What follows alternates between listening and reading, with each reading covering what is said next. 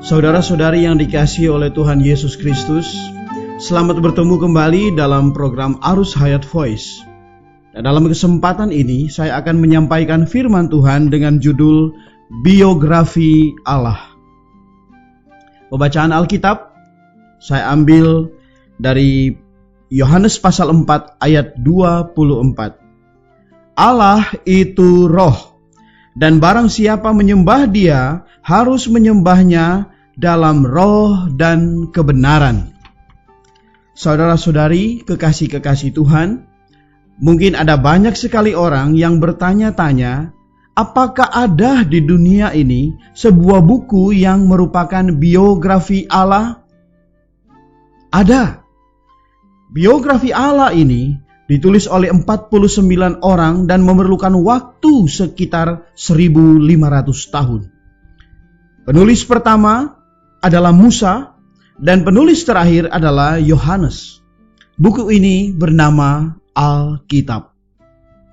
Alkitab adalah biografi Allah. Alkitab adalah sejarah Allah. Buku ini dimulai dengan pada mulanya Allah menciptakan langit dan bumi. Ini menjelaskan pekerjaan penciptaan. Allah membentangkan langit yang luas. Berapa besar luasnya? Sampai hari ini tidak ada orang yang dapat mengukur luas jagat raya kita. Sekalipun manusia terbang ke luar angkasa, berdiri di bulan, namun di atas langit masih ada langit. Langit itu tetap berada dalam batas langit ciptaan Allah. Kemudian Allah menciptakan bintang-bintang. Allah pernah membawa Abraham keluar dan berkata, "Coba lihat ke langit, hitunglah bintang-bintang jika engkau dapat menghitungnya."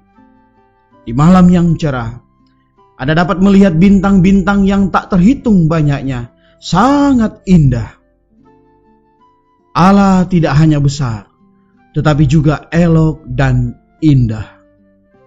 Allah menciptakan langit yang luas, bintang yang indah, dan bumi yang menakjubkan. Dalam Ayub pasal 38, Allah secara tersirat menyatakan keadaan pada waktu penciptaan bumi. Merentangkan tali pengukur padanya, sendi-sendinya dilantak, memasang batu penjurunya. Pada waktu itu, bintang-bintang fajar bersorak-sorak bersama-sama, dan semua anak Allah bersorak-sorai memuji karya Allah. Bumi mempunyai dasarnya, namun juga seolah-olah tidak ada yang menopangnya. Sebab itu, banyak ilmuwan setuju, pasti ada satu penguasa yang menopang bumi. Setelah bumi diciptakan, Allah menciptakan manusia dan memberikan nafas kepada manusia. Allah menciptakan langit, bintang, dan bumi. Semuanya adalah pekerjaan persiapan untuk menciptakan manusia. Setelah ada lingkungan yang baik, Allah Bapa Surgawi ini baru menciptakan anak yang terkasih, manusia. Apakah perbedaan antara manusia dengan makhluk lainnya? Di dalam Sakaria pasal 12 ayat 1 berkata, Allah yang menciptakan roh dalam diri manusia. Di dalam diri manusia ada roh yang tidak dimiliki oleh makhluk lainnya. Ya, manusia adalah roh atas segala makhluk. Namun apa kegunaan roh manusia?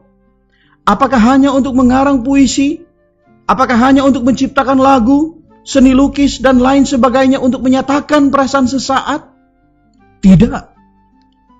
Kalau hanya untuk itu, berarti manusia terlalu memandang rendah roh ini.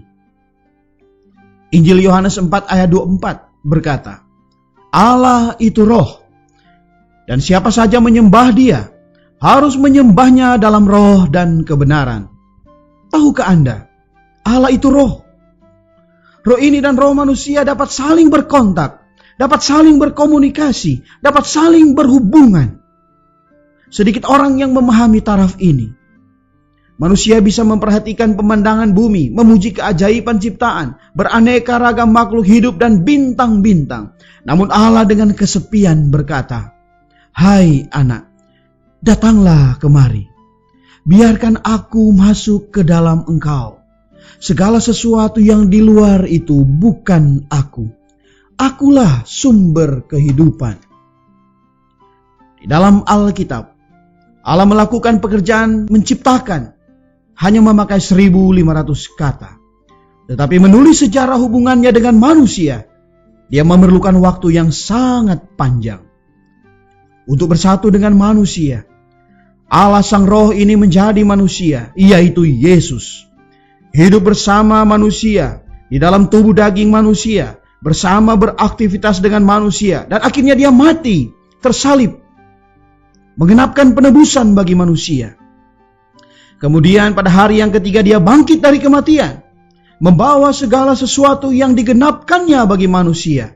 Dia menjadi roh yang memberi hidup untuk masuk ke dalam manusia, agar manusia menjadi satu dengannya dalam hayat dan sifat.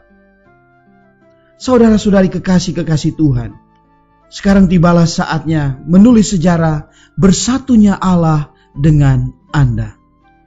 Bukalah roh Anda dan mulailah berseru, "Oh Tuhan Yesus." Dia pasti masuk ke dalam Anda, menyertai Anda, dan bersatu dengan Anda. Surat 1 Korintus pasal 6 ayat 17 mengatakan, "Tetapi siapa yang mengikatkan dirinya pada Tuhan menjadi satu roh dengan Dia." Demikianlah, Anda juga boleh memberitahu orang lain bahwa biografi Allah meliputi juga orang lain. Dan seluruh yang tertulis dalam biografi Allah adalah benar. Mari kita berdoa. Tuhan Yesus, terima kasih. Karena pada hari ini, aku mengetahui bahwa Engkau adalah Allah.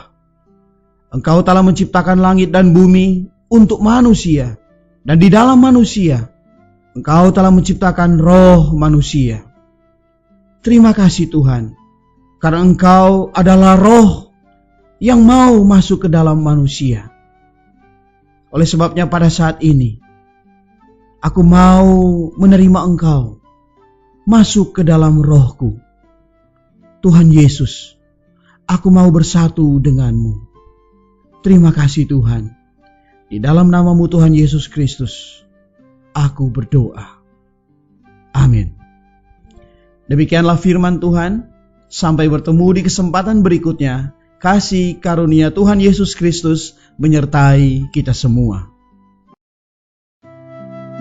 Demikianlah program Renungan Arus Hayat Voice Note pada hari ini.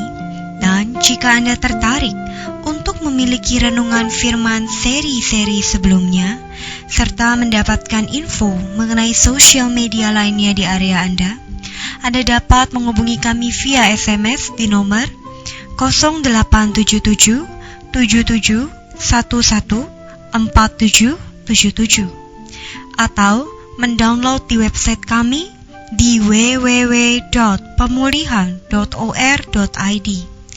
Tuhan Yesus memberkati kita semua.